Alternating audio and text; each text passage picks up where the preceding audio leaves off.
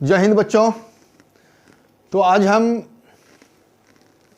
Science का विद्युत धारा के रासायनिक प्रभाव के बारे में जानेंगे। विद्युत धारा के रासायनिक प्रभाव, ये जो शब्द है विद्युत धारा, आप देखे होंगे कि आपके घर में बल्ब जलता है, यानी करंट आता है, लाइन जिसको बोलते हैं कि लाइन जल गया, लाइन आ गया।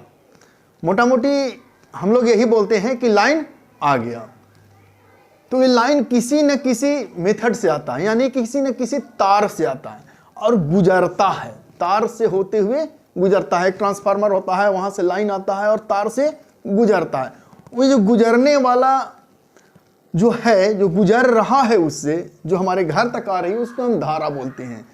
वही है विद्युत, यानी करंट की धारा। करंट मीन्स ही होता है धारा, करंट मीन्स धारा। बिजली की जो धारा प्रवाहित हो रही है उसको विद्युत धारा कहते हैं। उसके रासायनिक प्रभाव को हम आज जानेंगे। रासायनिक प्रभाव, केमिकल प्रभाव को हम जानेंगे। इसके जानने के पहले हम जान लेते हैं कि हम धातु और अधातु में पढ़े थे कि क्या होता है, धातु किसे कहते हैं और अधातु किसे कहते हैं, ये हम पहले सीख चुके हैं। तो उसी को हम थोड़ा सा रिमाइंड करते हैं कि उसमें एक पढ़े थे सुचालक और कुचालक।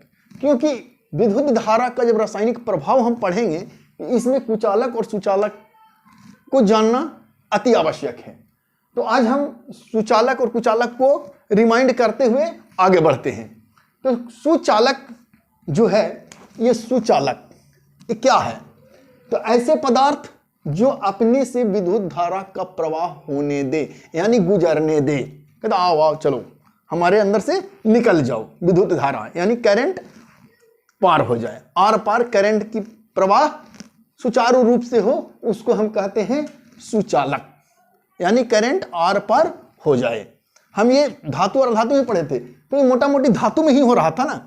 जब हम धातु अधातु पढ़ रहे थे तो उसमें हम पढ़े थे कि विद्युत धारा को जो आर पार होने दे उसे हम धातु कहते हैं।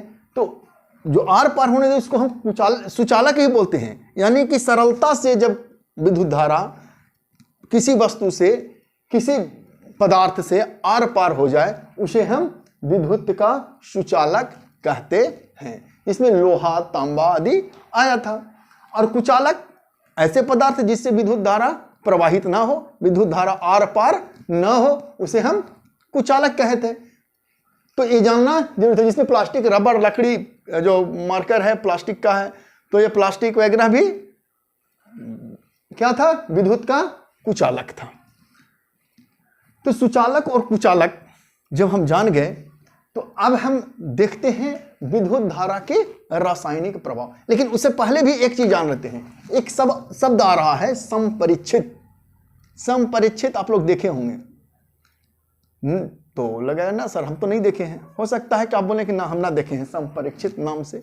लेकिन जब इसके अंग्रेजी में जाते हैं हम, तो बोलते हैं टेस्टर। आपके यहाँ घर पे ही होगा। जब आपके यहाँ जो करंट आ रही है, कभी कभी बल्ब नहीं जल रहा है, तो पापा या कोई मिस्त्री आपके यहाँ आता है तो देखता है सटा करके, एक पतला सा ये होता है टेस्टर, सटा के तार में या बल्ब में, बल्ब का जो होल्डर है वो होल्डर में सटा के दिखेगा करंट आ रहा है कि नहीं आ रहा है। तो ये जो टेस्ट करने वाला वो टेस्टर, इसको हिंदी में बोलते हैं हम संपरीक्षित। तो आपको क्वेश्चन पूछ सकता है कि संपरीक्षित क्या है? संपरीक्षित्र, संपरीक्षित्र यानी टेस्टर है क्या? ये आपको एग्जाम में पूछ सकता है। तो इसको हम लिख सकते हैं कि युक्ति है। संपरीक्षित एक युक्ति है जिससे धारा प्रवाह को, यानी विद्युत धारा प्रवाह को, विद्युत धारा या धारा प्रवाह हो रहा है या नहीं हो रहा है, उसे नापता है कि इससे विद्युत धारा प्रवाह कर रही है, विद्युत धारा इससे चल रही है कि नहीं चल रहा है। हम बीच बीच में सटा करके देखते हैं। किसको? वो टेस्टर को। टेस्टर में बल्ब लगा होता है, वो बल्ब को जलता है, बल्ब जल जाता है तो इसका मतलब करंट पार हो रहा है। और बल्ब नहीं जला, इसका मतलब कि उसमें से करंट पार नहीं हो रहा है।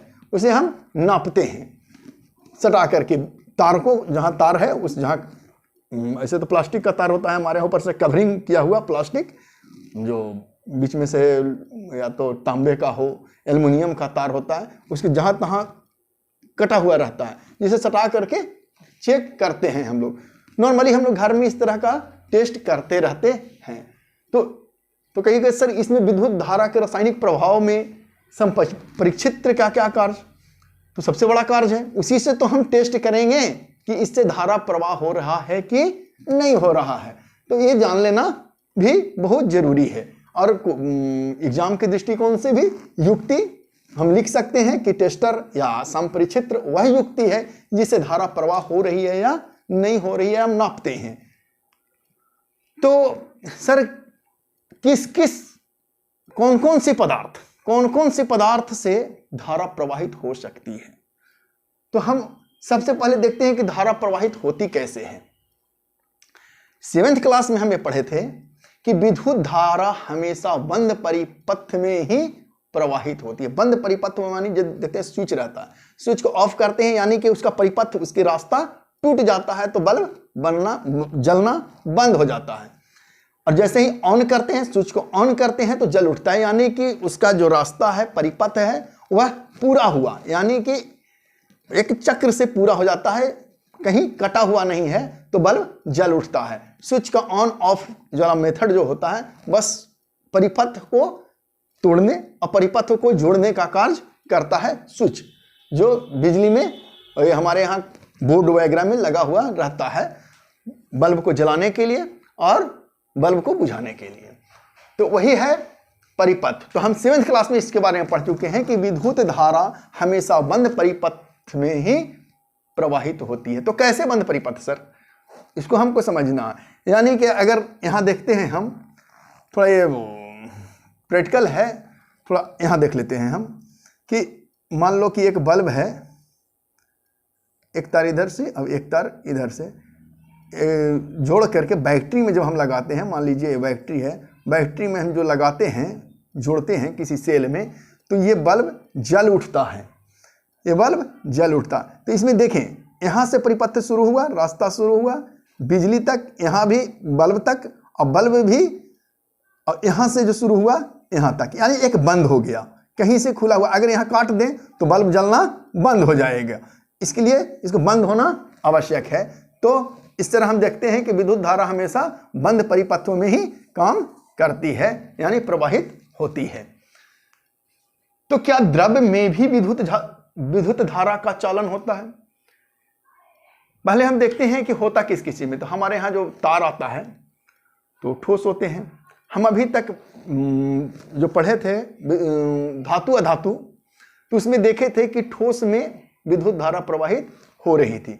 तो क्या आज केमिकल रिएक्शन यानी रासायनिक प्रभाव में देखेंगे कि क्या द्रव में भी विद्युत धारा का चालन होता है?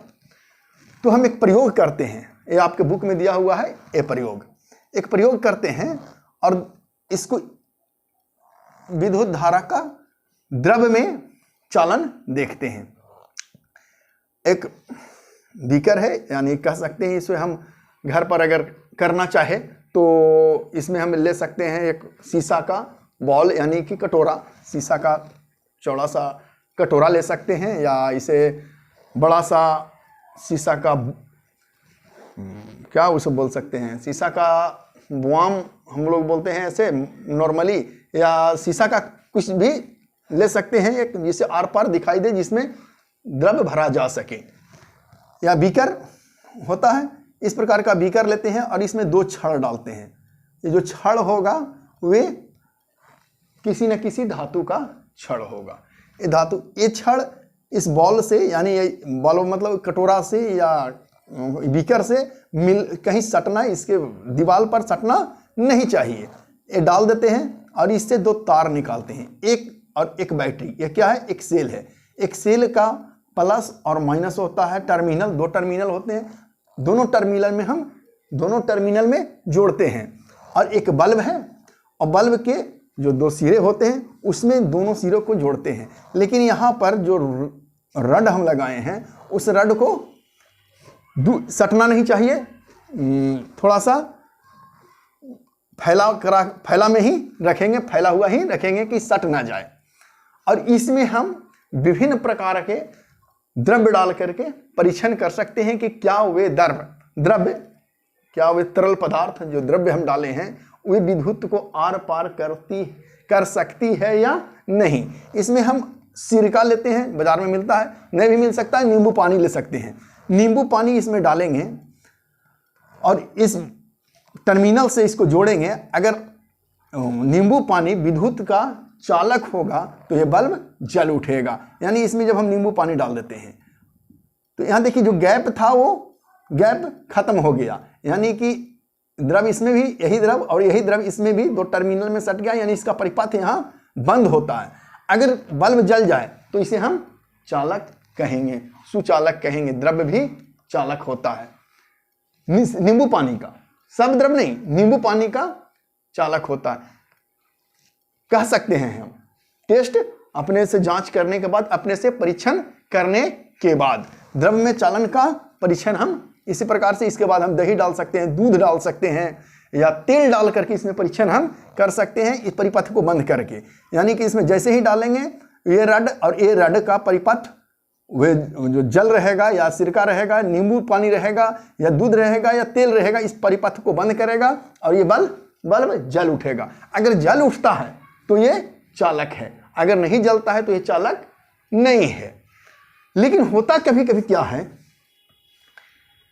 कि देखते हैं कि डालें, कुछ देर जला फिर जलना बंद हो गया। अगर ये सेल का पावर ठीक ठाक है तो ये जलेगा, यानी प्रबल है, विद्युत धारा प्रबल रहेगी तो ये जलेगा। लेकिन कभी कभी होता है कि नहीं जल रहा है, तो हम कैसे टेस्ट करेंगे? नहीं जल रहा है, परिपथ भी बंद हो रहा है और जल नहीं रहा है, इसका मतलब हम देखेंगे कि उसका प्रभाव कम गया है, विद्युत धारा का प्रभाव कम गया है, उसका पावर, सेल का पावर कम गया। अगर सेल का पावर या किसी भी करंट का पावर कम जाता है तो हम कैसे चेक करें कि वह जो द्रव्य है या किसी भी प्रकार का कोई युक्ति है वह विद्युत का चालक है कि नहीं है। तो इसके लिए हम विद्युत धारा के चुंबकीय प्रभाव का परीक्षण करेंगे। दुर्बल जब हो जाए, यानी कि विद्युत धारा जब दुर्बल हो जाए, विद्युत धारा दुर्बल होने पर चालन का परीक्षण। अभी हमने देखा कि द्रव्य का परीक्षण किया और उसमें हम निष्कर्ष निकाल सकते हैं कि कौन सा द्रव्य चालक है, कौन सा द्रव्य कुचालक है।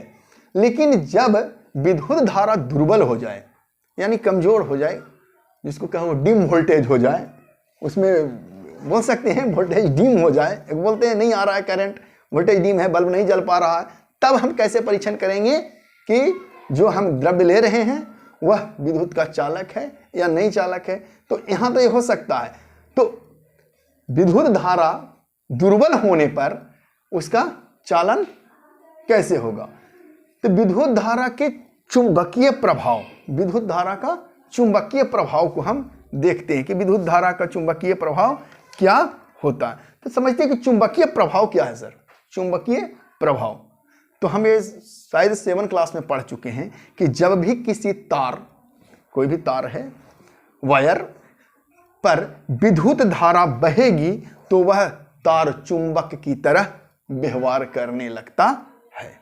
ये पढ़ चुके हैं हम कि किसी भी तार पर विद्युत धारा, तापीय प्रभाव भी देखे थे हम पिछले क्लास में, 7th क्लास में हम देखे तापीय प्रभाव, यानी कि विद्युत धारा किसी भी वस्तु से होकर के किसी भी पदार्थ से गुजरती है तो वस्तु को गर्म कर देती है। तो ये हम देख चुके, कभी कभी हमारे यहाँ ज़्यादा वोल्टेज आने पर तार जो वायर होता है हमारे घर का, वो देखिएगा कि जल जाता है। तो बस यही है तापीय प्रभाव, या गर्म होने लगता है जो उस धारा, उस पदार्थ से, यानी उसी वायर से तेजी से, यानी ज़्यादा मात्रा में विद्युत धारा प्रवाहित होती है तो जो पतला तार रहते हैं वे जलने लगते हैं और गर्म होने लगते हैं। ये हो गया तापीय प्रभाव, विद्युत धारा का तापीय प्रभाव।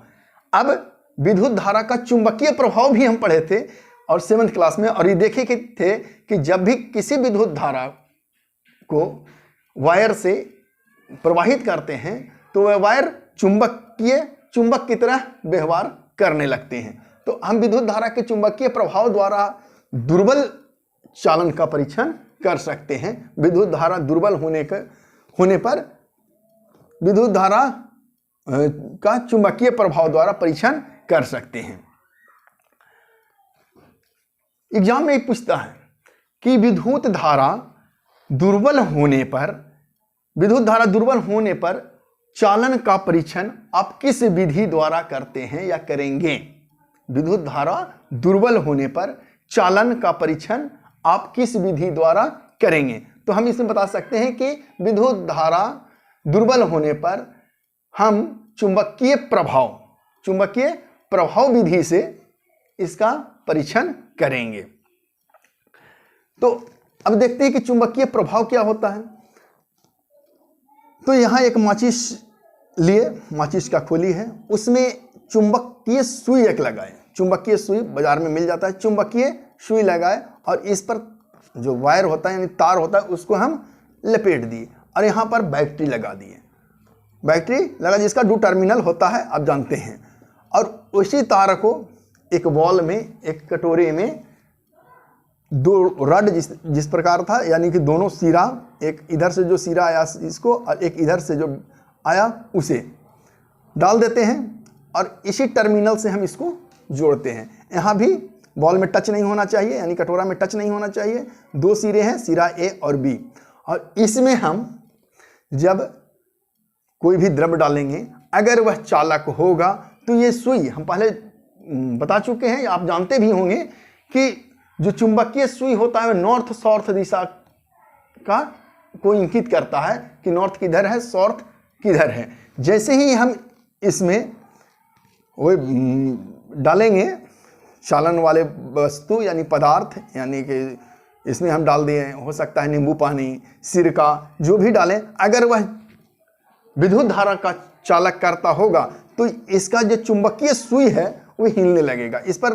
जो तार लपटा हुआ है वो चुंबक की तरह कार्य करेगा, तो चुंबकीय सुई जो है वह हिलने लगेगा। तो हम कह सकते हैं कि वह विद्युत का चालक है, विद्युत का चालक वह पदार्थ। इसमें हम कभी नींबू पानी डाल करके, कभी सिरका डाल करके, कभी नल की पानी डाल करके, कभी तेल डाल करके हम इसका परीक्षण कर सकते हैं। यह चुंबकीय प्रभाव का, विद्युत धारा के चुंबकीय प्रभाव के द्वारा हम उस द्रव्य का रासायनिक प्रभाव देख सकते हैं कि विद्युत धारा प्रवाह होती है उसमें या नहीं होती है।